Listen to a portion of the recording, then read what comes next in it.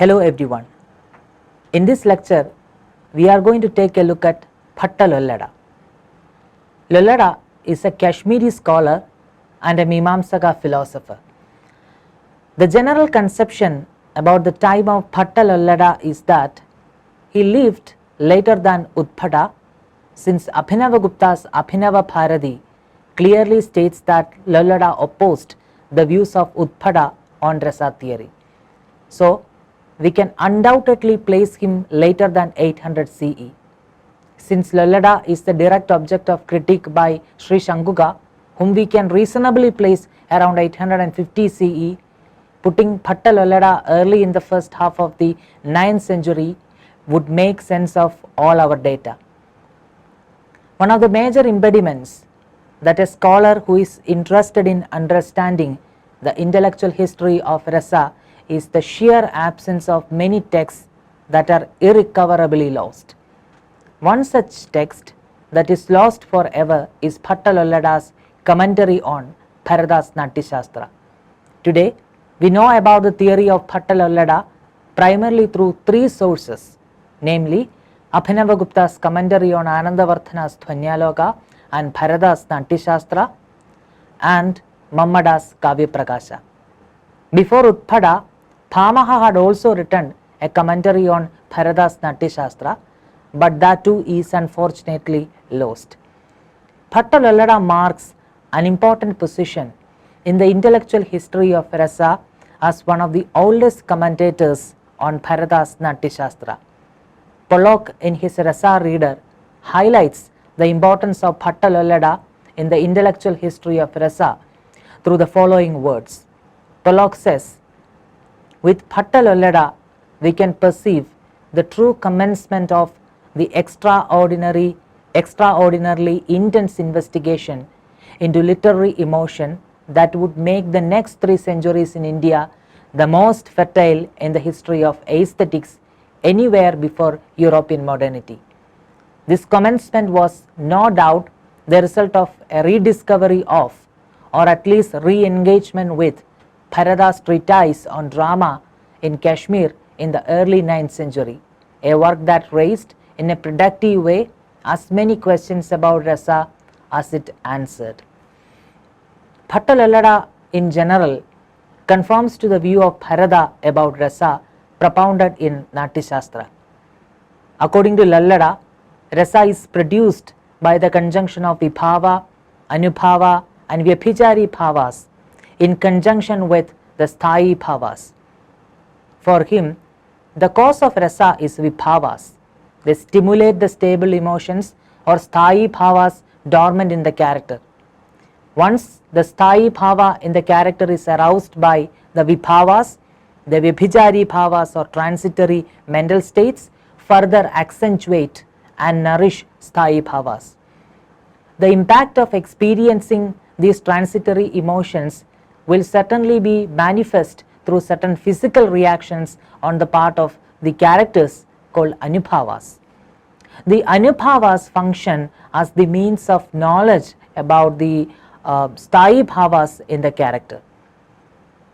Lollaṭa obtains that Anubhavas are the character's response to the stable emotions which are caused by the Vibhavas and nourished by the Vyabhichari bhavas.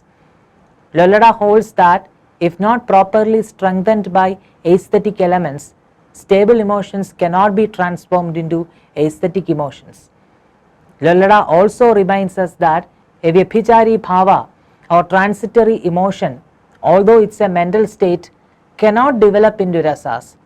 Only stable emotions are capable of being strengthened and qualified to become a rasa. It is just as in Bharata's analogy of the mixed drink. Among the various condiments, spices and substances, a certain one acts as the predominant perfuming element and hence is like the stable emotion, whereas other ingredients appear intermittently and hence are like transitory emotions. For Lollaṭa, the locus or the site of rasa is the character, although we can figuratively say that it also lies in the actor by the power of his or her identification with the characters they enact. The spectator figures nowhere in Lollaṭa's theory of rasa. According to Lollaṭa, the sthayi bhava and vibhava are connected by an object and means of production relationship, or utpadya utpadaka bhava bandha.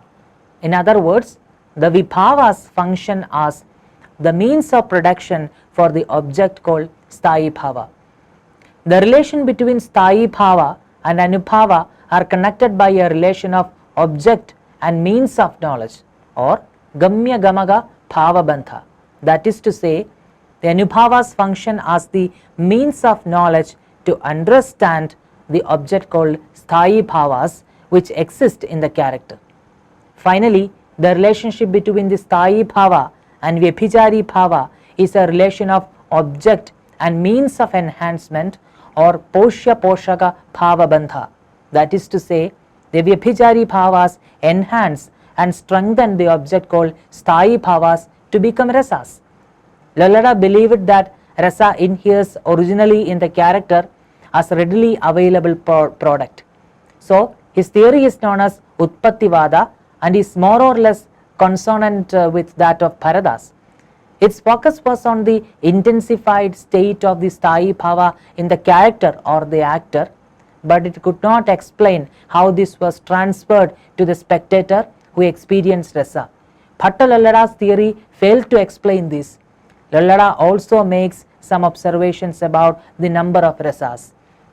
According to Lollaṭa, although rasas were potentially infinite in number, only those listed by Bharata in Natya Shastra are capable of portrayal on the stage.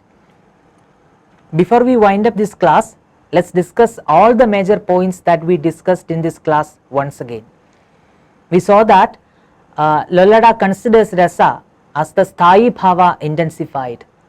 He believes that the relationship between sthayi bhava and vibhava is object and means of production. In other words, Lollaṭa believes that vibhava is the vital means by which sthayi bhava is produced. Then he proceeds to say that the relationship between sthayi bhava and anubhava is the relation of object and means of knowledge. That is to say, it is the presence of anubhava that informs us about the existence of a particular sthayi bhava in a character. Finally, the relation between sthayi bhava and vyabhijari bhava is that of object and means of enhancement. To put it differently, sthayi bhava is nourished and intensified by vyabhijari bhavas. These are the major points that we need to keep in our mind with respect to Bhaṭṭ Lollaṭa's theory. I hope you understood all these major points. In the next video, we will see the criticism of Bhaṭṭ Lollaṭa's views by Shanguka. Thank you.